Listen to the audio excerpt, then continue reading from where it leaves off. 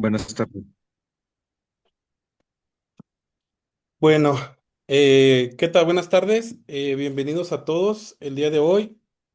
Para nosotros, para COMESA, que es el Colegio Médico de Urgenciólogos de Zacatecas, es un verdadero placer contar con la presencia de, el doctor Ademir Antonio Agüero Delgado, quien cuenta pues con una sólida trayectoria en el área de urgencias, así como su destacado compromiso, innovación y liderazgo, ¿verdad? Él es médico especialista certificado en medicina de urgencias, además de tener un diplomado en ecografía crítica. Es miembro fundador y expresidente de SOMEL, que pues ya todos conocemos que es la Sociedad de Medicina de Emergencias de La Laguna. Él fue el expresidente y aparte miembro fundador de esta sociedad, que actualmente pues la preside el doctor Leo Santos, ¿verdad? Es adscrito al servicio de urgencias del HGZ-16 del IMSS en Torreón, además de adscrito al servicio de urgencias de, el Hospital de Liste en Torreón y pues instructor y certificado en AJA, ¿no? Y el del BLS y el ACLS. Hoy nos acompaña para compartir un tema de suma importancia, ¿sí? Que es el monitoreo hemodinámico, perdón, el monitoreo hemodinámico en escenarios de bajos recursos. Este tema, pues obviamente es muy importante, no solamente para el servicio de urgencias, sino que también para cualquier área en la cual tengamos pacientes críticos, ¿no? Y actualmente, pues, en los hospitales que tenemos, pues, carencia de muchas cosas, pues igual nos sirve de mucho este tema. Entonces, sin más por el momento, le doy la palabra al doctor Ademir para que nos pueda dar esta ponencia muy interesante. Adelante, doctor Ademir. Muchas gracias, doctor. Gracias a toda la mesa directiva del Colegio de Zacatecas por invitarme, por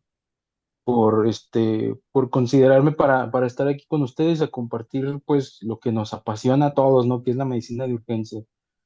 Eh, entonces vamos a hablar sobre un tema que es el monitoreo hemodinámico, que yo creo que pues es bastante interesante, bastante apasionante, como decía el doctor Lauro, que muchas veces deseamos, ¿no? Deseamos tener monitores, deseamos tener a lo mejor la última tecnología para poder monitorizar bien a nuestros pacientes, pero vamos a ir desglosando algunos conceptos que incluso ya vimos en la sesión anterior con el doctor Favela, que por cierto le mando un saludo si es que anda por aquí, que fue mi maestro ahí en la residencia acá en la 16. Algunos conceptos que ya estuvimos revisando ahí con el doctor.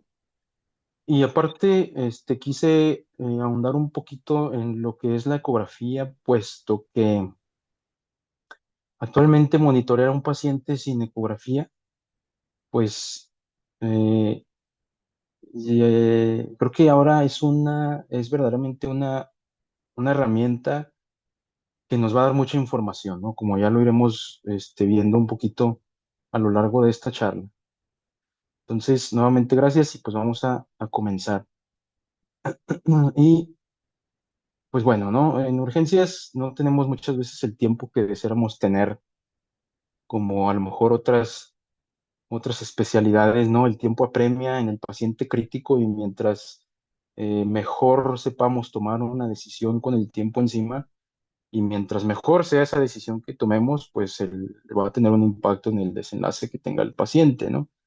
Y para monitorear a un paciente, pues em, tenemos, tenemos al paciente que llega directo a urgencias en camilla, a lo mejor viene de otro hospital o viene de su domicilio, viene del área prehospitalaria o viene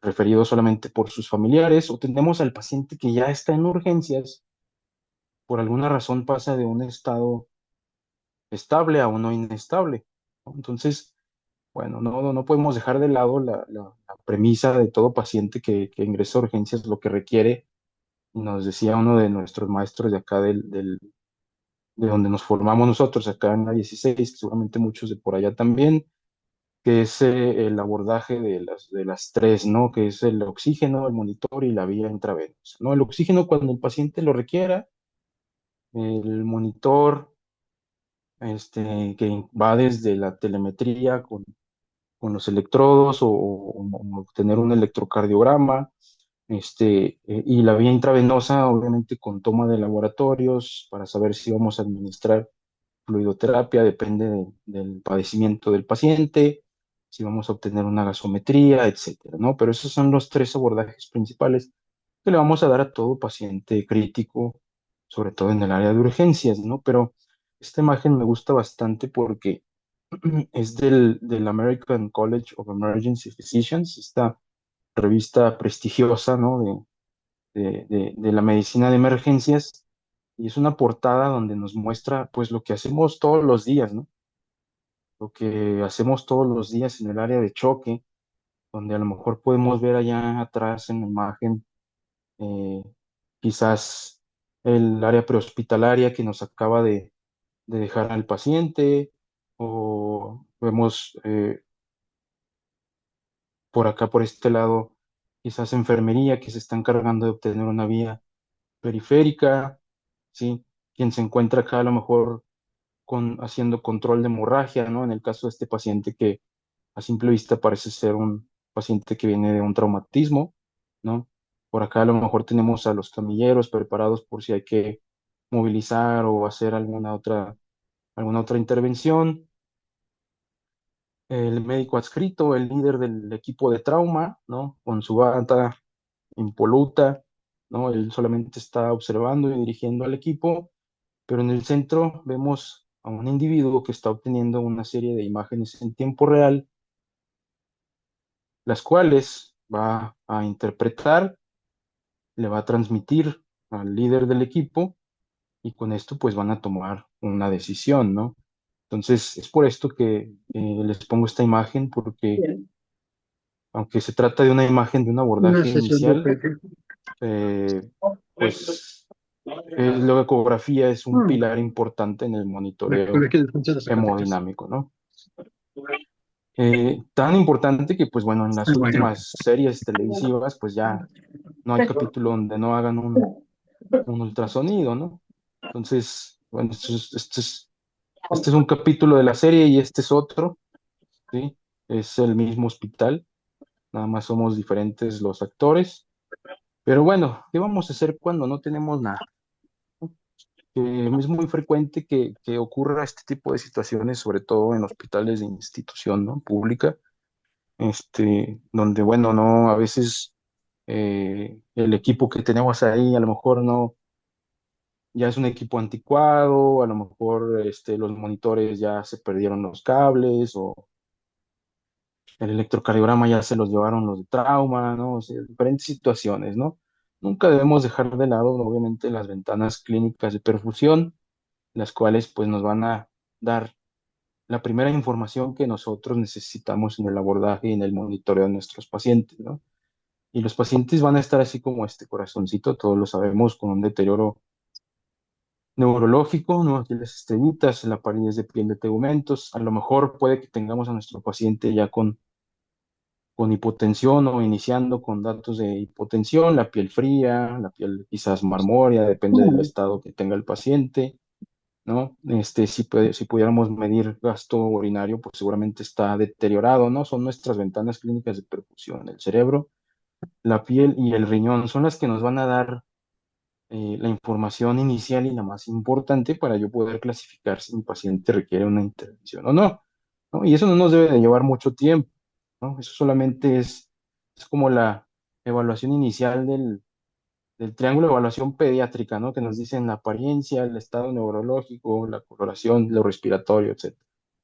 Entonces, mucha información nos puede dar también el baumanómetro que iremos revisando, que es la presión arterial, la presión de pulso, que poco a poco va tomando más peso, ¿no? En la evaluación o en el monitoreo de nuestros pacientes, la presión arterial media, la frecuencia cardíaca, los índices de choque sistólico y diastólico, que ya habíamos revisado en la sesión anterior, y todo eso nos lleva muchas veces, o quizás estamos malamente acostumbrados, ¿no?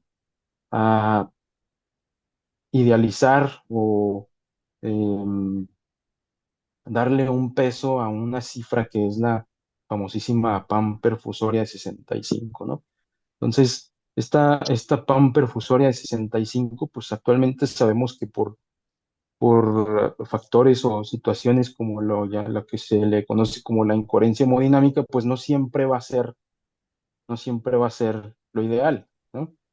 Entonces, esto es un ejemplo, ¿no? Por ejemplo, un paciente clásico que tenemos en urgencias, un hombre de 68 años que es diabético hipertenso, que tiene una semana con disuria, con síntomas urinarios, incluso con dolor lumbar, fiebre, y cuando ingresa al servicio de urgencias está con esta presión arterial de 91,56, una frecuencia cardíaca de 106, respiratoria de 21, saturando 94 el aire ambiente y 37 de temperatura, ¿no? Entonces, ¿qué podemos detectar aquí de abordaje inicial por los puros signos vitales? Ya según lo que nos platicaba el doctor Favela en la sesión anterior, por lo menos el índice de choque, ¿no? El índice de choque sistólico, que yo no necesito la calculadora para saber que el índice de choque sistólico va a estar elevado, ¿no? ¿Por qué? Porque la frecuencia cardíaca es más alta que la presión arterial sistólica. Entonces, ya nada más con eso, yo sé que por lo menos este paciente tiene prioridad de atención en relación a quizás otros dos o tres que pueda tener también por ahí, ¿no? Entonces, eh, que tenga una PAM de 65, pues no significa que esté bien. Hay que tener mucho cuidado. Recordemos que la presión arterial, pues depende de diferentes variables como la compliance o la elastancia, la resistencia vascular y el área seccional capilar, ¿no? Que son las determinantes de mi presión arterial. Entonces, cualquiera de estas tres que esté comprometida, pues me puede dar una variación en mi presión arterial. Recordemos que la presión es el movimiento de volumen, eh, es generada la presión arterial por un movimiento de volumen que me genera un cambio de presión, ¿no? De forma que yo tengo un movimiento de volumen que hace dos picos o dos cifras de presión, un pico sistólico con su onda dícrota y un pico diastólico, ¿no? Entonces, todo lo que se encuentra por debajo de estas dos cifras de presión o el área que está por debajo de la curva es lo que llamamos presión de pulso, ¿no? Entonces, esta presión de pulso está determinada por la elastancia aórtica y por el volumen sistólico. Por lo tanto, yo puedo inferir que una presión de pulso baja, por lo menos de 40 milímetros de mercurio, solamente tiene de dos sopas, ¿no? El problema es porque no hay suficiente volumen o el problema es porque hay un compromiso en la bomba en sí, ¿no? O en el corazón. Entonces, ya tenemos dos situaciones en las cuales si yo veo una presión de pulso baja, pues me puede orientar a cuál es el problema, ¿no? Si hablamos y ahorita vamos a retomar un poquito esto de la presión de pulso en base a estudios recientes, ¿no? Este, y bueno, la frecuencia cardíaca, si conocen al doctor, él es el doctor Pinsky, que pues, nos habla de una serie de principios hemodinámicos que quizás pudieran llegar a ser controversiales, pero uno de ellos y uno que creo que es muy importante es que la taquicardia nunca es buena, ¿no? Aunque algunos digan que actualmente si pudiéramos decir que, por ejemplo, la insuficiencia cardíaca, la taquicardia sí es buena porque me compensa, o en la tromboembolia pulmonar la taquicardia sí es buena porque me compensa. Pues bueno, como dice el maestro Enrique Monares, la taquicardia no son buenas noticias. Recordemos que la taquicardia puede ser por diferentes causas, ¿no? Desde una simple ansiedad de estar ahí en el hospital hasta una sepsis, ¿no? Severa o un estado de choque profundo. Entonces, no debemos minimizar la taquicardia y esto es algo que podemos detectar siempre desde el inicio, ¿no? Y algo que me gusta mencionar siempre que llegamos a esta diapositiva es que yo suelo repetirle mucho esto a los residentes, que En el abordaje inicial, cuando llega la camilla ahí a la recepción ahí en urgencias, pues lo primero que hacemos es pedir signos vitales a enfermería para saber si lo voy a retriachar o si lo voy a ingresar, pero nos confiamos a veces en lo que nos arroja el oxímetro de pulso, ¿no? Y el oxímetro de pulso, pues para que funcione bien, pues uno, el ritmo tiene que ser regular, ¿no? Dos, pues depende obviamente de la perfusión que pueda tener el paciente en el pulpejo, ¿no? Entonces, no debemos de, así como nos enseñan en los cursos de reanimación neonatal, ¿no? Solamente poniendo los dedos en alguna, en algún pulso central para palpar si mi paciente tiene más de 100 o tiene menos de 100, ¿no? Como nos enseñan en nuestros cursos de reanimación neonatal. Si tiene más de 100 o si tiene menos de 100, si tiene taquicardia o no tiene taquicardia, yo con eso puedo detectar y ya con el contexto, si mi paciente es prioritario para atención o no, ¿no? Entonces ya tenemos dos armas, ¿no? Ya con esto estamos detectando la taquicardia, estamos detectando la presión de pulso, estamos detectando el índice de choque sistólico. Entonces esto ya nos debe de encaminar a qué es lo que vamos a hacer con este paciente que tenemos ingresando en urgencia, ¿no? El índice de choque sistólico, recordemos, frecuencia cardíaca más alta que la presión arterial sistólica, no requiere de mucha ciencia o de tomarle, de sacar la calculadora. Si es más alta la frecuencia cardíaca que la presión arterial sistólica, tiene un índice de choque sistólico elevado y pues yo sé que tengo que atenderlo primero, ¿no? Como en este caso de este monitor. Tiene una frecuencia de 148 sobre una sistólica de 94, ¿no? Entonces, aquí entra el corolario del doctor Enrique Monares, que es que nunca demos por hecho que nuestro trabajo ha terminado si el paciente continúa taquicárdico, ¿no? Entonces,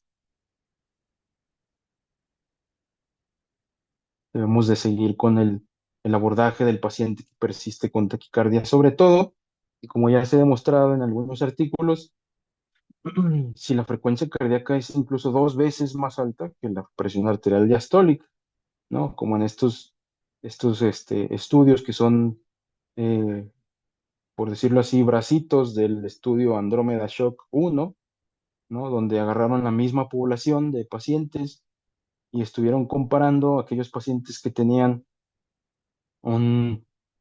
aquellos pacientes que no sobrevivieron con los que sí sobrevivieron, aquellos pacientes que tenían un índice de choque. Tenemos este video que explica por qué la importancia de la presión diastólica, ¿no? Entonces, a ver, ahí va, otra vez. Entonces, si no tuviéramos la capacidad o el principio físico de la elastancia que tienen los capilares, que tienen los vasos sanguíneos, representado por este globo, pues no tendríamos este flujo continuo de sangre que está determinado que corresponde a la diástole, ¿no? Entonces, lo voy a reproducir otra vez. Aquí tenemos un flujo sanguíneo que es intermitente porque en este caso no tenemos la acción o la, el efecto de la elastancia que tienen las arteriolas, los capilares, y aquí el flujo sí es continuo una vez que se interrumpe el flujo, ¿no? Entonces, de aquí la importancia de la presión arterial diastólica, que igual pues es una variable que se ha continuado estudiando y que pues, ahorita llegaremos también a eso en la parte del estudio Andrómeda 2, ¿no? Entonces, es importante recordar que una vez que yo identifico que a lo mejor mi paciente tiene un índice de choque elevado o un índice sistólico o diastólico elevado, que tiene una presión de pulso baja, que yo puedo pensar si es volumen o es este problema de bomba, o estoy detectando que tiene taquicardia. A lo mejor mi primera acción, y como estamos acostumbrados o que nos enseñaron en urgencias, es pues pásale líquido, ¿no? Me acuerdo que incluso a mí me tocó que nos enseñaran que primero administrar volumen y si no responde, iniciar vasopresores, ¿no? Seguramente muchos también habrán escuchado algo similar, pero recordemos que cuando yo estoy pensando en disparar o en administrar un líquido, es con el único objetivo de incrementar el volumen sistólico, ¿no? Ese es mi único objetivo, incrementar el volumen sistólico. Sí lo puedo ver reflejado en la presión arterial, sí lo puedo ver reflejado en la frecuencia cardíaca, sí lo puedo ver reflejado en otras variables, pero no se me debe de olvidar que yo lo que quiero con ese volumen que le voy a administrar es aumentar el volumen sistólico. Antes de disparar, tengo que preguntarme si lo necesita, si responde y sobre todo si lo va a tolerar. Y no todos van a requerir volumen, ¿no? Obviamente va a depender en el contexto del paciente que está chocado, pues de qué tipo de choque sea, ¿no? Por ejemplo, un obstructivo, pues puede ser que no lo requiera, un cardiogénico, puede ser que no lo requiera, un distributivo, pues creo que aquí es el que sí es imperativo hacer evaluaciones dinámicas para saber si lo requiere y en qué momento. Y el hipovolémico, pues definitivamente sí lo va a requerir, depende de la causa, del contexto, ¿no? Si es hemorrágico, requiere volumen efectivo, que pues va a ser los hemocomponentes, o si es no hemorrágico, pues claro que también va a requerir de líquido, pero en este caso a lo mejor de soluciones, ¿no? Entonces, ahí está la duda en el distributivo. Siempre tener en mente también el actuar de nosotros en el servicio de urgencias, el protocolo Rose, donde nos corresponde la R y la O, ¿no? Ya las fases de estabilización y de escalación, pues les competirá a lo mejor en medicina interna o en la unidad de cuidados intensivos, pero a nosotros los urgenciólogos, pues nos corresponden las Yo dos soy el primeras número de fases, participantes. que es la fase de Ah, sí. rescate y la fase de optimización. Mira, La fase de rescate, el objetivo es salvar la vida del paciente, ¿no? Ese es el objetivo principal. vamos a ver. La fase de optimización, el objetivo es el rescate orgánico y aquí entran las pruebas de respuesta a volumen, como algunas que iremos mencionando en lo que resta de la charla. Entonces, nuevamente, la pletismografía es una herramienta que sí o sí tenemos en todos los servicios de urgencias, ¿no?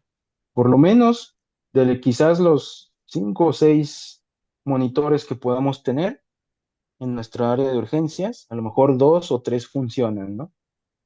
O el Arturito que arrastramos de un paciente a otro, puede ser que el oxímetro de pulso sí me esté marcando una onda pletismográfica. Entonces, o el oxímetro de pulso, pues puede ser que alguno de ellos me esté arrojando una onda pletismográfica. Por lo tanto, pues es una herramienta que sí o sí podemos utilizar en el servicio de urgencias y lo vamos a clasificar de acuerdo a la morfología, ¿no? Entonces, si la morfología de la onda sismográfica tiene una onda dícrota en el centro o en el tercio, entre el tercio medio y el tercio inferior, es una onda pletismográfica normal. Si esta onda dícrota se va desplazando hacia arriba o desaparece por completo y la onda pletismográfica se vuelve de base ancha, nos puede hablar de que el problema sea un problema de vasoconstricción. Pero si la onda dícrota se va hacia el tercio inferior o incluso se separa por completo de la onda sistólica, entonces esto puede ser que se trate de un problema de vasodilatación, ¿no? Sobre todo si la base se vuelve angosta. Entonces, este es un ejemplo que me gusta mucho poner, que es un caso que tuvo el doctor Gustavo Díaz, allá en Durango, es médico urgenciólogo intensivista, por ahí el doctor Favela también lo conoce. Y es un paciente donde pues el único monitoreo que vemos aquí es la pletismografía, ¿no? Donde nos dice por aquí que tiene una saturación de 93, tiene una frecuencia cardíaca elevada y la presión arterial media, que a lo mejor la calcularon ahí con un baumanómetro manual, pues está en 54 en el momento de esta fotografía, con un tiempo de llenado capilar, por sus siglas en inglés aquí, capillary refill time, de 4 segundos, ¿no?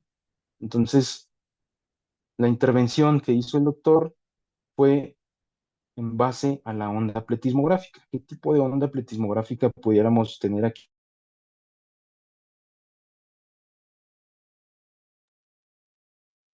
Sí, se escuchó, creo que me silenciaron. Este, ¿qué tipo de onda pletismográfica tenemos por aquí en esta fotografía? De acuerdo al diagrama que tenemos acá arriba a la derecha, pues creo que sería una onda 5, ¿no? Sería una 5 Una todos. onda, así es, una onda tipo 5 que corresponde a vasodilatación. Entonces, aquí la intervención del doctor fue administrar vasopresor, ¿sí? Con PAM de 54 y frecuencia de 139 con un llenado capilar retardado. Yo creo que muchos diríamos, no, pues hay que pasarle una carga primero, ¿no? Pero la intervención del doctor fue, bueno, de acuerdo a la pletismografía, vamos a iniciarle NORE. Iniciar un vasopresor, si se fijan, pasaron 26, 38, 12 minutos después, entre una fotografía y otra, o sea, el tiempo que se tardan en preparar el vasopresor, iniciarlo, etcétera, la PAM aumenta a 84, la frecuencia cardíaca disminuye en 110 y el tiempo de llenado capilar pues disminuye más de la mitad, ¿no? Con un cambio drástico en la morfología de la onda pletismográfica, ¿no? Entonces, se fijan cómo es una herramienta bastante útil y no solamente nos sirve pues evaluar la morfología de la onda, sino también evaluar la variabilidad que pueda tener el tamaño de las diferentes ondas pletismográficas que se van dibujando con el trazo del paciente. Y esta va a estar determinada pues por las presiones o la diferencia de presiones que hay en la cavidad torácica, ¿no? Esta diferencia de presiones que hay entre la presión intratorácica, que está dada principalmente por la presión pleural y por la presión de la aurícula derecha. Cuando la presión intratorácica supera la presión de la aurícula derecha, entonces puede haber incluso ahí empieza a haber un cierto colapso a nivel vascular, lo cual me puede estar dando esta variación en la onda pletismográfica, que lo podemos relacionar de acuerdo a si tiene alta variabilidad o si tiene poca variabilidad. Si tiene mucha variabilidad pletismográfica, puede ser que esta causa sea hipovolemia. ¿Sí? ¿Por qué hipovolemia? Bueno, porque en este caso la presión de la aurícula derecha, por la misma hipovolemia, estaría disminuida, fácilmente superada por el aumento del trabajo respiratorio del paciente y la presión intratorácica, y esto me puede traducir que puede ser que se trate de hipovolemia, ¿no? Puede ser también que se trate meramente de un aumento del esfuerzo respiratorio, por ejemplo, a lo mejor un paciente con un EPOC exacerbado, donde hay aumento del trabajo respiratorio, la presión intratorácica supera la presión de la aurícula derecha, y hagan el ejercicio siempre que tengan un paciente con EPOC exacerbado, con mucho aumento del trabajo respiratorio, observen la onda pletismográfica que se dibuja en el monitor, ¿no? Va a tener alta variabilidad. O la otra opción es que haya falla ventricular derecha, ¿no? También. Y si vemos una onda pletismográfica, una pletismografía donde no hay tanta variabilidad, pues puede ser que el problema sea, por otro lado, hipervolemia o que el paciente tenga falla ventricular izquierda. ¿Ok? Entonces, ¿cómo vamos a medir esta variabilidad? Es muy fácil. Podemos tomar una fotografía, ¿sí? del monitor y medir a la misma escala la onda más pequeña y la onda más grande, ¿sí? Y utilizamos esta fórmula para ver la variabilidad de la onda pletismográfica, donde tenga la más alta menos la distancia, la más pequeña, entre la más alta por 100.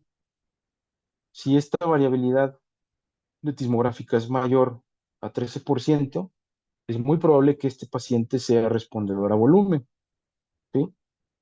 ¿Cómo podemos hacer esto? Puede ser con una regla, tomamos la fotografía y a la misma escala en el celular o en la tablet, a la misma escala me refiero a que no voy a hacer zoom para medirla más pequeña y luego hacerle zoom para medirla más grande, sino donde se vea la misma imagen, medirla más pequeña y medirla más grande y de esta forma utilizar la fórmula que estén a la misma escala las dos. O lo puedo hacer con una aplicación en el teléfono, por ejemplo, esta que siempre les recomiendo, que es EP Calipers, que es gratuita y que sobre la fotografía que tomas en el celular puedes hacer las dos mediciones fácilmente ahí con una escala y haces la fórmula y ya evalúas el resultado, ¿no? Obviamente esto va a depender del contexto, ¿no? Por ejemplo, si tengo un paciente que tiene un EPOC exacerbado,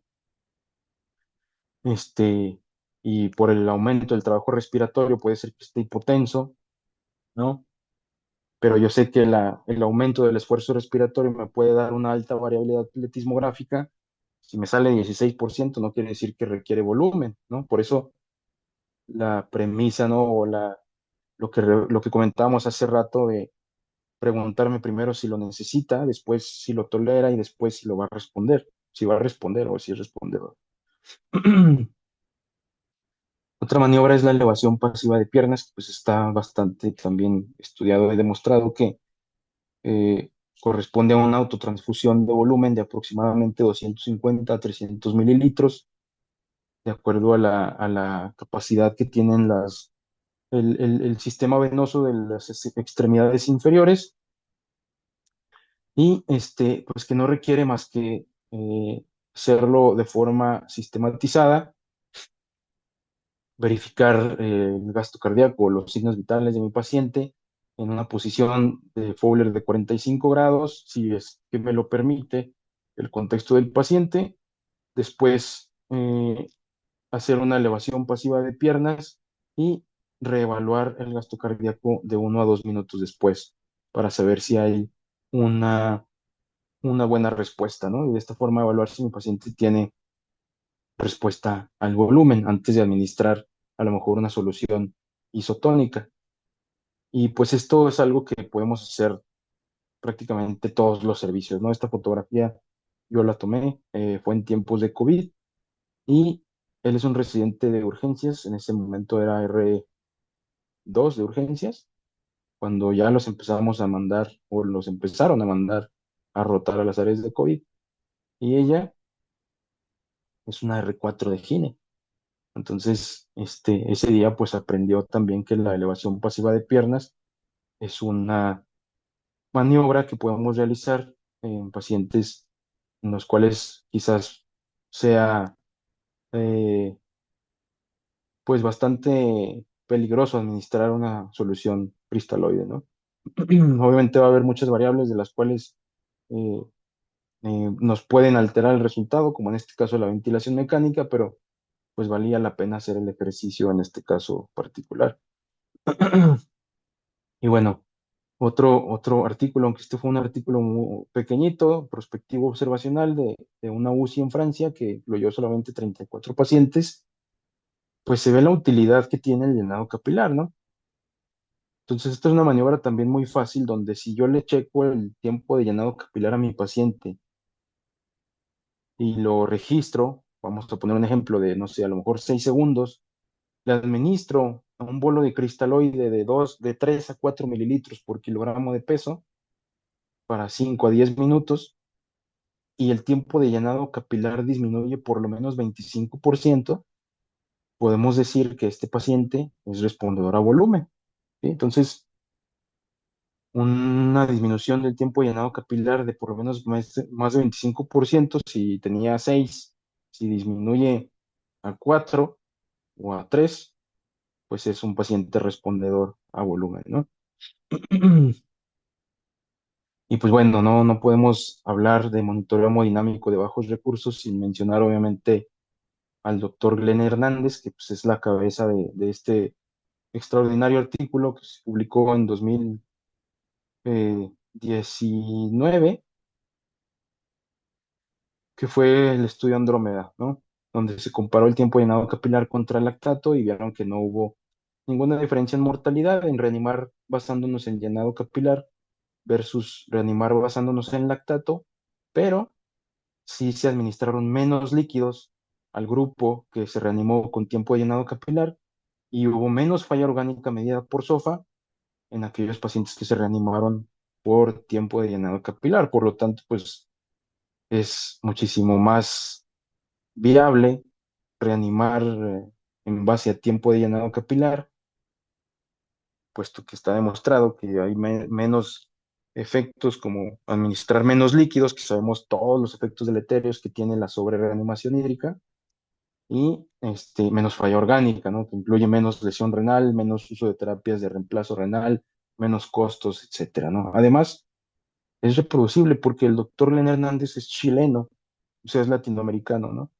Y en Latinoamérica, pues cojeamos del mismo pie todos los latinoamericanos, ¿no? Que es a lo mejor nuestras unidades hospitalarias, pues no se comparan con los hospitales de primer mundo, donde a lo mejor no tenemos, por lo menos en urgencias, pues quién tiene lactato, ¿no? Yo creo que solamente en hospitales privados, pero bueno.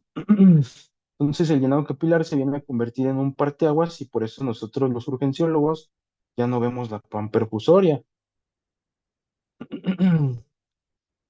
Perdón, algunos de los urgenciólogos, tristemente todavía estamos volteando a ver la panperfusoria cuando deberíamos cuando tenemos junto a nosotros el tiempo de llenado capilar, ¿no? Entonces, si hay residentes por aquí, espero que también dejen de poner en las notas eso de panperfusoria, ¿no? Y bueno, el año pasado salió Andromeda Shock 2, donde pues se expande más todavía esto del llenado capilar y se establece este diagrama de atención al paciente que está con un estado de choque séptico, ¿no? En el contexto de choque séptico decíamos hace rato que el paciente con choque séptico es el paciente ideal para hacer pruebas de respuesta y monitoreo hemodinámico, etcétera, ¿no? Entonces, pues salen este diagrama que pues vamos a tratar de revisar aquí un poquito, ¿no? Que es, lo primero que voy a hacer es evaluar el tiempo de llenado capilar de mi paciente, ¿no? Si no está alterado, entonces solamente vamos a continuar monitoreando y continuar el tratamiento que ya debimos haber establecido en ese momento. Pero si mi paciente tiene un tiempo de llenado capilar retardado, es decir, por arriba de 3 segundos, entonces tengo que voltear a ver la presión de pulso, ¿no? Si la presión de pulso es menor a 40, que ya decíamos hace rato, una presión de pulso menor de 40, puede ser que tenga dos problemas. Uno, o le falta volumen, o dos, o el problema es la bomba, ¿no? Entonces, si mi presión de pulso es menos de 40, sí, ok, entonces lo primero que vamos a hacer va a ser una prueba de respuesta a fluidos, ¿no? Una prueba de respuesta a fluidos, ¿cómo lo vamos a hacer? Pues podemos hacer retos de líquidos de 3 a 4 mililitros por kilo de peso y estar evaluando la respuesta, ¿no? Con un máximo de administración de líquidos de 1000, ¿no? Si mi paciente tiene una presión de pulso no menor a 40, entonces lo que yo tengo que revisar es la presión arterial diastólica. ¿Por qué la presión arterial diastólica? Ya lo veíamos hace rato también. La presión arterial diastólica es determinante, sobre todo para perfusión de órganos importantes como los riñones, cerebro y el corazón. Entonces, si yo tengo una presión arterial diastólica menos de 50 milímetros de mercurio, entonces aquí sí lo que voy a hacer es administrar un vasopresor, principalmente norepinefrina, con el único objetivo no de tener una PAM de 65, sino llegar a una presión arterial diastólica arriba de 50 milímetros de mercurio. Con esto vuelvo a evaluar el tiempo de llenado capilar. Si el tiempo de llenado capilar sigue anormal, entonces vamos a los retos de fluidos, ¿no? Si mi tiempo de llenado capilar ya es normal, continuamos el monitoreo continuo. Si estoy realizando retos de líquidos y llego al máximo de 1000 y el tiempo de llenado capilar persiste anormal, entonces ahorita vamos a ver qué es lo que vamos a evaluar. Pero hasta aquí no hemos utilizado ningún tipo de monitoreo avanzado. Únicamente presión de pulso, presión arterial diastólica y respuesta y tiempo de llenado capilar, ¿no? Entonces, chequen este estudio que salió, me parece que hace una semana, ¿no? Eh, donde se pone en práctica lo que nos dice este primer brazo grande, por decirlo así, del diagrama que nos propone Andromeda Shock 2. Entonces, esta literal es una captura de pantalla de una diapositiva del doctor Enrique Bonares, donde nos muestran esta gráfica que mide mortalidad y aquí mide el tiempo. En el eje de las X es el tiempo en el que se inicia un vasopresor y en el eje de las Y tenemos,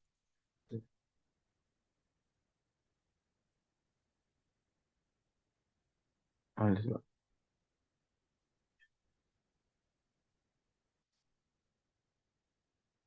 Por acá por este lado tenemos la presión arterial diastólica, ¿sí? La presión arterial diastólica y lo que concluye es que si yo me tardo más de 25 minutos en iniciar un vasopresor en un paciente que tiene menos de 50 milímetros de mercurio de presión arterial diastólica, con una presión de pulso por arriba de 25 milímetros de mercurio, mientras más me tarde en iniciar el vasopresor, con esta presión arterial diastólica y esta presión de pulso, aumenta la mortalidad, ¿sí? Entonces, esta es una curva que fue un estudio de alrededor de 1,200 pacientes y vieron que mientras más se tardaron, aumentaba la mortalidad. Por lo tanto, el tiempo ideal para yo empezar a administrar los vasopresores puede ser menor a 25 minutos. Es decir, desde que estoy evaluando inicialmente al paciente, no me tengo que esperar a pasarle primero fluidos y luego ver si responde para iniciar vasopresores. Si yo veo esta combinación de menos de 50 milímetros de mercurio de presión arterial diastólica con una presión de pulso por arriba de 25, entonces tengo que administrar eh, el vasopresor antes de los 25 minutos, ¿no?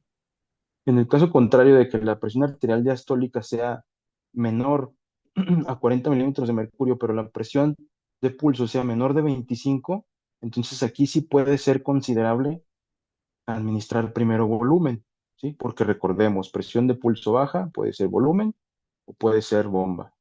Entonces aquí sí puede ser considerable administrar primero volumen. No estamos seguros todavía cuál es el peso que pueda tener iniciar temprano el vasopresor. No se concluyó nada respecto a esto. Pero lo que sí se vio en este estudio fue que mientras más temprano iniciemos el vasopresor con esta combinación, mejor le va a ir al paciente, ¿no? Entonces, les decía al inicio de la charla, ¿no? Hablar de monitoreo hemodinámico sin hablar de ultrasonido, pues es casi imposible actualmente. Y el segundo brazo importante del diagrama del estudio Andrómeda, pues es este, ¿no? Si mi tiempo de llenado capilar sigue anormal, a pesar de estas tres intervenciones que pude hacer, ¿no? Que fue a lo mejor ver el llenado capilar, ver la presión diastólica y ver la presión de pulso, y sigue anormal el tiempo de llenado capilar, a pesar del vasopresor y a pesar de los retos de líquidos, entonces tengo que evaluar la función cardíaca con ecocardiografía. Entonces, no se requiere un entrenamiento en ecocardiografía, podemos hacer ecocardioscopía, ¿no? Entonces, si yo detecto que la función en el corazón es visualmente anormal, entonces tengo que dar tratamiento específico. ¿Cuál puede ser este tratamiento específico? Pues si yo veo que el corazón no se contrae bien, pues el problema puede ser a lo mejor que necesito, o la solución puede ser que necesite un inotrópico, ¿no? Entonces, si la función cardíaca visualmente no está alterada, entonces podemos seguir evaluando la respuesta a volumen con retos de líquidos hasta obtener un tiempo de llenado capilar normal, ¿no? o estar evaluando si el paciente tiene historial previo de hipertensión y hacer pruebas en base a la presión arterial media, o incluso ya también en esta parte poder administrar un test de dobutamina o un test con algún inotrópico, ¿no? Entonces, del lado izquierdo vemos un corazón que se contrae de forma normal y les digo, no necesitamos un entrenamiento ecocardiográfico en urgencias para saber que el corazón que está del lado derecho pues no tiene una buena contractilidad, ¿no? Entonces, con esto, yo creo que en el contexto adecuado pudiéramos decidir iniciar un inotrópico, ¿no? Antes los estudios nos decían que si vemos si vemos o evaluamos a nuestro paciente crítico, las presiones de llenado están aumentadas. ¿Cuáles eran estas presiones de llenado que evaluábamos en urgencias? La PVC, ¿no? Le poníamos el central al paciente, medíamos la PVC y si estaba elevada, pues ya a lo mejor pensábamos en iniciar la dobutamina. Pero ahora no, ahora solamente necesitamos una ecografía, ¿no? Además de que pues ya está demostrado que la PVC pues no es tan confiable actualmente, ¿no? Otra opción que tenemos es evaluar el corazón en un eje paraesternal largo y esta es la forma de obtenerlo, ¿no? Lo vamos a buscar, puede ser con un transductor convexo o idealmente con un transductor sectorial, entre el segundo y cuarto espacio intercostal, apuntando el marcador del transductor hacia el hombro derecho del paciente y vamos a obtener una imagen como esta, donde tenemos arriba el ventrículo derecho, está coloreado en verde, tenemos el tracto de salida de la aorta, todo lo que sombrea en morado corresponde al ventrículo izquierdo, y por arriba de la válvula mitral, esto morado de acá corresponde a la aurícula izquierda. Entonces el flujo sanguíneo viene así de esta forma, aurícula izquierda, pasa por la válvula mitral y sale a través del tracto de salida de la aorta. De hecho, por aquí podemos ver esta imagen como si fuera, este, pues sí, es la imagen de las valvas semilunares de la válvula aórtica, ¿no? Entonces, aquí en amarillo vemos las dos valvas de la válvula mitral. Entonces, si yo obtengo esta imagen, puedo realizar la llamada FEBI del urgenciólogo, ¿no? Entonces, no debería haber urgenciólogo que no sepa actualmente evaluar por lo menos esta FEBI visual, ¿no?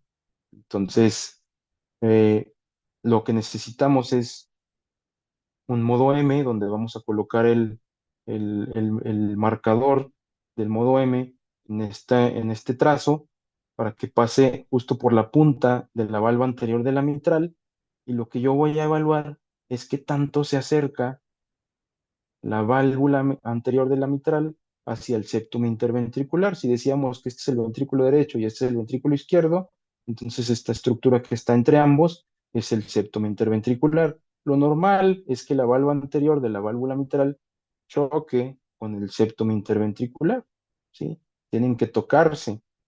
Entonces, para yo evaluar de forma más objetiva esto, vamos a utilizar el modo M y les repito, ponemos el marcador del modo M justo por donde pasa la punta de la válvula anterior de la mitral y activamos el modo M para obtener una imagen como esta, ¿no? Donde vamos a ver el movimiento que hace la válvula mitral con dos ondas, las cuales van a ser la onda E y la onda A, y lo que yo voy a medir es la distancia que hay entre el pico de la onda E hasta el septum interventricular, ¿no? Entonces, si se fijan aquí en la imagen de la izquierda, esta es una medición que hicimos ahí en el servicio de urgencias del ISSSTE con nuestro equipo que tenemos ahí y medimos la distancia que hay de aquí a aquí. Entonces, si la distancia es menor de 6 milímetros, una FEBI, podemos decir que el paciente tiene una FEBI normal. Si mide más de 7, ya no es normal. Si mide más de 13, pues ya está severamente deprimida, ¿no? Menos de 30%. Y a veces, pues no es necesario hacer la medición.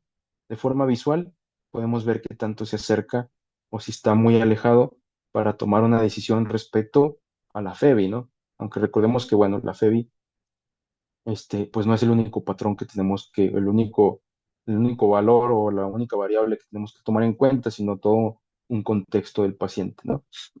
¿Qué otras utilidades tiene el uso del ultrasonido en urgencias? Específicamente hablando de la evaluación del corazón, pues bueno, yo creo que todos hemos escuchado, todos nos han enseñado que para detectar o sospechar un derrame pericárdico tenemos que ver la alternancia eléctrica, o si tiene bajo voltaje, o si la taquicardia, o la clínica, ¿no? Si tiene disnea o pulso paradójico, o taquicardia o lingüorgito yugular. Estas son la sensibilidad y especificidad de cada una, ¿sí? Si se fijan en la alternancia eléctrica, pues sí es específica, pero tiene una muy baja sensibilidad, ¿no? El bajo voltaje, pues también tiene una muy baja sensibilidad.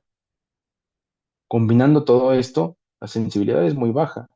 Entonces, al menos por electrocardiograma, comparado con ultrasonido, ¿no? Entonces, la sensibilidad sube, aumenta hasta el 91% y incluso en pediatría hasta 100%, ¿no? Entonces, pues no solamente es útil para el monitoreo hemodinámico, sino también para detectar otras patologías críticas, ¿no?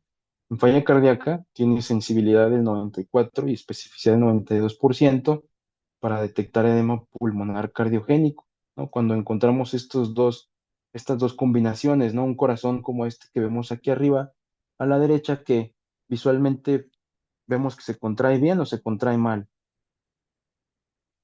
pues ni se contrae, ¿no? Mal, no se Entonces, contrae. se contrae bastante mal. Entonces, si yo veo esto con una imagen pulmonar, un patrón B, que para los que son alumnos del doctor Lauro seguramente están muy relacionados con esto, si vemos un patrón B, es decir, como si fueran las luces del antro o los rayos del sol entre las nubes, o ya depende de qué tan romántico andes, pues es indicativo de un edema pulmonar cardiogénico, ¿no? O una insuficiencia cardíaca congestiva, o etcétera, ¿no? Entonces, ahí está la sensibilidad y especificidad en estos casos. Y bueno, regresando al estado de choque, recordemos que el estado de choque, pues va a ser por diferentes causas. El choque es la mnemotecnia, ¿no? Del choque, el vasopléjico, o como le llamamos anteriormente, el distributivo, el hipovolémico, el obstructivo, el cardiogénico, o una combinación de cualquiera de estos, ¿no? Que al final de cuentas lo que yo voy a estar evaluando clínicamente, dijimos, la hipoperfusión tisular, ¿no? De estos estados de choque, el más grave, el más severo, o el que me va a matar primero al paciente es el obstructivo. Por lo tanto, el ultrasonido se vuelve una herramienta indispensable para descartar un estado de choque obstructivo, ¿no? De los estados de choque obstructivo, neumotórax o tensión, tromboembolia pulmonar y se me fue el otro, tamponamiento cardíaco, ¿no? Estos tres, fácil, los detectamos con ultrasonido. Y pues tenemos protocolos como el protocolo HIMAP. Cuando tenemos al paciente, pues sí, ya vi que está hiperfundido, está chocado, las tres ventanas están alteradas, ya le estuve haciendo retos y no responde, ya le inicié la NORE, pero no encuentro la causa del estado de choque. Bueno, este protocolo HIMAP me evalúa estas cinco variables para ir encontrando el origen de la causa de choque, ¿no? O lo que se le conoce como el choque indiferenciado, ¿no? Citando aquí al doctor Arturo Garza de la Maza, el choque indiferenciado no es un estado de choque en sí, es un estado del tratante, ¿no? Donde no hemos detectado la causa. Entonces, la H es de corazón, tengo que evaluar corazón. Y tres cosas sencillas, ¿no? ¿Se contrae o no se contrae? ¿Hay derrame o no? ¿Tiene la relación BI-BD alterada? ¿Sí o no? Aquí yo ya voy a estar viendo si el problema puede ser corazón, puede ser un taponamiento o puede ser una tromboembolia pulmonar, solamente con estas tres preguntas. ¿La vena cava inferior mide más de 2 centímetros o no? ¿Colapsa sí o no? ¿No? Va a depender obviamente si mi paciente está con ventilación mecánica o no. Y este, pues el diámetro más allá que algunas fórmulas que se pusieron de moda algún tiempo, como la fórmula de este, variabilidad de la vena cava o distensibilidad de la vena cava, etcétera, colapsabilidad de la vena cava inferior. Lo único que nos interesa es ver si mide más de 2 o menos de 2 en dos ejes, ¿no? Que es el eje longitudinal, que es este, o en un eje corto. Morrison, M de Morrison, porque nos va a recordar que también tenemos una causa de choque hipovolémico de origen líquido libre en la panza o en el abdomen, ¿no? Que también no debemos de pasar por alto, ¿no? La aorta, porque también puede ser que nuestro paciente tenga una disección aórtica y que sea el origen del estado de choque, donde lo único que nos interesa saber es si mide más o menos de 3 centímetros el diámetro de la aorta, ¿no? Si mide más de 3 y el contexto clínico es el correcto, es muy probable que este sea el origen del estado de choque, ¿no? Un choque hipovolémico por una disección aórtica. Y la P de pulmón, donde pues bueno, ya evaluando deslizamiento, líneas B, consolidación, derrame, podemos descartar un neumotórax o integrar un estado de choque cardiogénico o distributivo, depende del hallazgo y el contexto del paciente, ¿no? Esta es la sensibilidad y especificidad del protocolo HIMAP o Roche, ¿no? Es el mismo protocolo Roche o protocolo HIMAP, para detectar el origen del estado de choque de mi paciente. Y este es el perfil hemodinámico que propone la doctora Eva Tovar Hirashima, también es pionera y maestra de la ecografía en urgencias en México.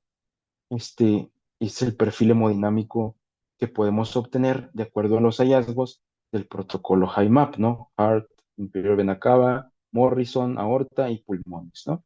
Entonces, depende de lo que yo vaya encontrando, pues voy a ir este, eh, empatando con el posible origen del estado de choque, ¿no? Aquí le pueden tomar una captura para que la tengan ahí para sus guardias. Y pues bueno, del FAST es importante saber que lo utilizamos en el paciente con trauma, pero no solo trauma de abdomen, sino también trauma de tórax, recordemos. Entonces, las indicaciones son las dos, tanto trauma cerrado como trauma penetrante, ¿sí? No porque sea un trauma penetrante y evidentemente traiga ahí llegue con el cuchillo enterrado en el tórax o en el abdomen, pues no significa que ya no le vamos a hacer un FAST. Entonces es importante descartar con un ultrasonido también. Si puede haber no líquido libre. Y la sensibilidad y especificidad pues es bastante alta y la curva de aprendizaje es muy corta. No requerimos más allá de 200 mililitros de volumen para que pueda ser visible en cualquier ventana del FAST, ¿no? Entonces, eh, si el cirujano llega y te pregunta que cuánto le encontraste volumen, eso no es relevante si es un FAST positivo y el paciente está chocado, ¿no? Entonces ahí la respuesta es que pasa a quirófano. Si el FAST es positivo, pero el paciente está hemodinámicamente estable, entonces el cirujano tiene toda la razón en pedirte primero una tomografía, ¿no? Entonces lo que yo busco en FAST son tres cosas: líquido intraabdominal, hemotórax, neumotórax y derrame pericárdico, y estas son las ventanas que yo voy a estar evaluando, ¿no? En el caso del FAST extendido, pues es lo que yo tengo que buscar. En el flanco derecho vamos a buscar líquido libre en espacio de Morrison, siendo más sensible en la parte subdiafragmática el encontrar líquido libre. En el flanco izquierdo también es más sensible en la parte subdiafragmática, más allá del espacio espleno-renal. Perdón, en el lado derecho lo más sensible es la parte caudal del hígado, que sería acá abajito, ¿no? Como en la colita del hígado. En la región suprapúbica, pues buscamos líquido retrovesical o en el espacio de Douglas en las mujeres. En el corazón buscamos derrame pericárdico y en pulmones, pues buscamos neumotórax o hemotórax. Estas serían las imágenes patológicas, ¿no? Aquí vemos un líquido libre, perdón, en parte caudal del hígado, incluso está totalmente rodeado el hígado de líquido. Acá vemos un hematoma intraesplénico. Acá vemos líquido libre retrovesical. En esta imagen arriba a la derecha tenemos un derrame pericárdico masivo, ¿no? Donde vemos el corazón totalmente colapsado. De hecho, aquí ni siquiera vemos las cavidades derechas del corazón, no vemos el ventrículo derecho. Y esta es la imagen clásica del signo del código de barras que corresponde a un neumotórax, ¿no? Que en el contexto correcto, pues puede ser un neumotórax. Atención. Y pues hay más protocolos como Blue, IMAP, que ya lo mencionamos, o Fate, en el cual pues nos pueden ayudar a ir complementando el monitoreo de mi paciente, ¿no? Si yo tengo un paciente en el cual veo que sí necesita volumen, en el cual veo que a lo mejor sí puede ser respondedor, pero yo veo que tiene un derrame pleural bilateral, como la imagen de la izquierda arriba, pues entonces puedo dudar en administrarlo porque puede ser que no lo tolere, ¿sí? Por eso la importancia de hacer una evaluación ecográfica completa, ¿no? Si yo veo que mi paciente sí responde, sí tolera, sí necesita y veo una imagen como la que tenemos aquí en medio al centro, un signo de hepatización pulmonar, ya sé que el origen del estado de choque es probablemente una neumonía, ¿sí? Un choque distributivo, y entonces aquí sí tengo que hacer todas las pruebas que ya venimos mencionando, ¿no? Y si yo veo que mi paciente tiene un patrón B bilateral, si necesita, si responde, pues yo no le voy a pasar líquidos porque es muy probable que no los tolere, ¿no? Y esta es la sensibilidad que tiene el estetoscopio versus radiografía versus ultrasonido en estos tres hallazgos que son derrame pleural, consolidación alveolar y síndrome alveolo intersticial, ¿no? Ahí nada más para que lo analicen y vean la importancia de complementar nuestro monitoreo con el ultrasonido. Pues es una imagen de un paciente que tuvimos en urgencias, un video que hice ahí, para mis redes, un paciente con disnea severa que satura 80 y trae estertores crepitantes. Le pregunto a los residentes, bueno, ¿cómo está la radiografía? No, es que no ha habido radiografía porque el equipo, el camillero, etcétera, etcétera. Bueno, y le hicieron ultra. No, no le hemos hecho ultra. Pues bueno, no sabes la información que nos da el ultra, ¿no? Aquí vemos las consolidaciones subpleurales, que son las llamadas líneas C, ¿no? El desgarramiento pleural o el signo de los dientes de sierra cuando lo vemos en modo M, ¿no? Entonces, la causa, pues, una neumonía, ¿no? No estaban seguros si era neumonía o si era un EPOC, pues ya vimos las consolidaciones y concluimos que se trataba de una neumonía, ¿no? En el caso del abordaje de la disnea. Entonces, sí, a veces el paciente, satura bajo, vemos que a lo mejor la presión arterial está baja, la frecuencia cardíaca está muy elevada, y el R más dice sí, pero pues primero hay que llevarlo a radiografías porque nos las van a pedir. Pues no, no, en este caso la importancia es darle el abordaje correcto al paciente y después la evaluación secundaria complementaria, ya sea con radiografías o si tienes el ultrasonido disponible, pues mejor el ultrasonido, ¿no? Estas son imágenes de algunos de mis residentes, donde estamos haciendo uso del equipo de ultrasonido para diferentes eh, abordajes, para evaluar corazón, evaluar pulmones. Aquí hicimos un bloqueo regional, este, aquí estamos colocando catéter central, etcétera, ¿no? Un paciente con un trauma múltiple, estamos haciendo un FAST, etcétera, ¿no? Entonces, aquí es importante, y aquí estamos aprendiendo nada más y nada menos que del doctor Monares, ella es mi esposa, la doctora Bárbara Sandoval, y es importante que lo que aprendamos, pues lo transmitamos a las siguientes generaciones, ¿no? Actualmente no es un lujo, sino una necesidad prácticamente para todo nuestro actuar en urgencias. Entonces, espero que con esto, si les llega un paciente crítico, pues estén así como este personaje, ¿no? Y para resumir, pues esta imagen de un artículo donde nos habla de las eh, eh, intervenciones que podemos hacer, que tienen peso y que sobre todo son pueden, o pueden ser de bajos recursos, ¿no? Que son evaluar, perdón, que son evaluar signos clínicos de sobrecarga de volumen, el ultrasonido pulmonar, un ultrasonido de corazón evaluando vena cava, las pruebas de mini reto de líquidos, la elevación pasiva de piernas, ¿no? Signos clínicos, lo que ya venimos comentando, el gasto urinario, el moteo de la piel, el tiempo de llenado capilar, ¿no? Un electrocardiograma, la ecografía transtorácica, ¿no? Y aquí añadiría nada más la pletismografía y el monitoreo de signos vitales, ¿no? Entonces, no necesitamos más, Por eso me gusta poner esta pintura donde vemos en el centro un paciente crítico, ¿no? En este caso una niña, un médico que no tiene otra cosa más que pues una taza de café, a lo mejor ahí para andar bien despierto, una bebida motivacional, ¿no? Y acá, pues los padres angustiados, pero no hay otra cosa más que el análisis crítico y clínico del médico con el paciente y sobre todo a los pies, ¿no? A la cabecera del paciente.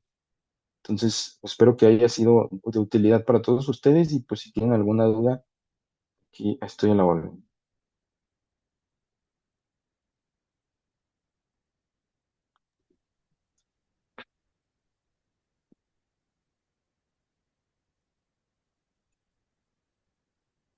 Muy bien, muy buena charla, mi doc. Muy interesante.